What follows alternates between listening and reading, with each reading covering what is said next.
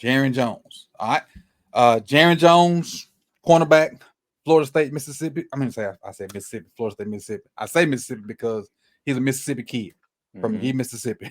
I mean, yeah, from He McGee, was there for a Mississippi. year, He went to Mississippi State for his freshman year. freshman year. Shout out to McGee, Mississippi. One of the guys I played college baseball with was from McGee.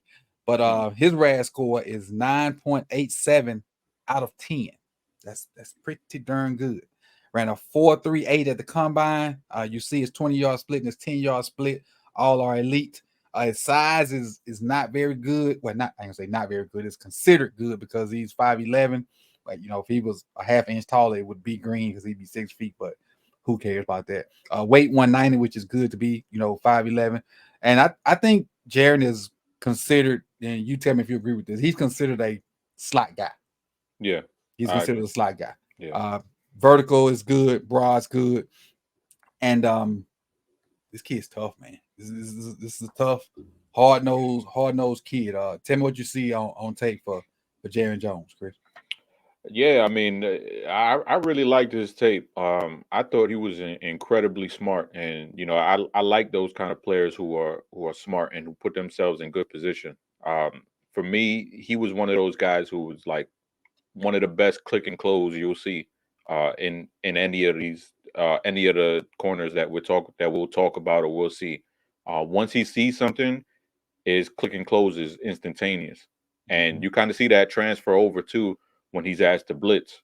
Um, when he's asked to blitz, he's in there in a hurry, Mm-hmm. and the kind of role that you want him to be in is kind of like for Ravens fans is that Arthur Mollett role, Yep. but with hyper athleticism attached to that. Just like Marlette, like he's not a strong guy. He's gonna try to wrap up, but then you'll see there are times where the ball carrier is just too strong for him, and you see that with the lean build that he has, and sometimes he just doesn't have that strength to really take dudes down. As far as tackling, but he will mix it up. Don't let that frame fool you.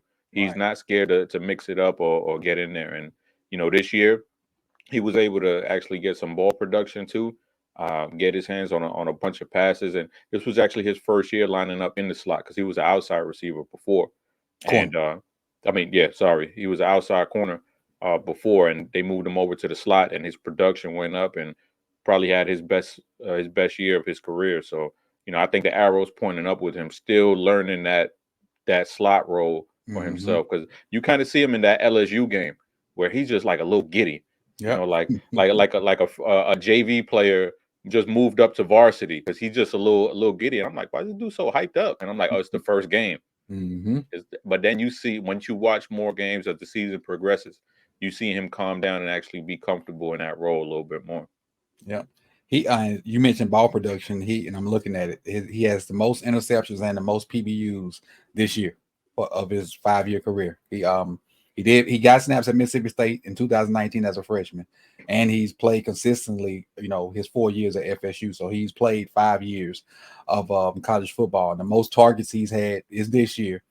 His reception percentage this year was 50%, and again he had 3 interceptions and 3 pass breakups. And what I got for him is physicality. I love him because he's a SIP kid, and I'm always, favor those kids. Position versatility, because like you said, he was an outside corner. So if something happens and he needs to go back out there, he can because he's been out there for 4 years. Not scared and run support. 4.38 and can fly. He works extremely hard to stay in phase. And for those that don't know, and I ain't trying to insult y'all intelligence, but for those that don't know what in phase is, it's basically to stay within that thigh range of the receiver, trying to stay in a position to where you can actually put your hand on the thigh of the receiver, like you can touch his thigh as your guys are running. So that's, to me, that's in phase. You can, like, as you're running and you running, you can touch him as you run. That's in, because you know where he at without actually looking at him. So that way, if you kind Hmm. of try to find the ball, you can still feel for him. So he works extremely hard to stay in phase, and that way he can make a play on the ball and still feel for the receiver. And but the only negative I got for him is if he gives up a catch and he's not there to make the tackle immediately because he goes so hard, he's easily faked out. Because like if he give up a catch and he's going so hard to make that tackle, he get a quick and the guy's gone. But other than that, I ain't got very many negatives about Jones. And even when he gets faked out, he closed so fast because he closed so hard because he fast. He rarely gives up big plays. So, and if he so happens to get a taller slot receiver on him, jump balls may be an issue, but he fights through it. So, it is what it is. It ain't much that you're gonna have a dog in the slot to beat him consistently. Right. It's gonna have to be a dog. And then at 4-3, you're gonna get special teams out of him. And I haven't seen him return anything, so I don't know if you'll get any kind of return ability out of him. But you're looking at a gunner too. You immediately probably got a gunner on your special team, on your punt right there.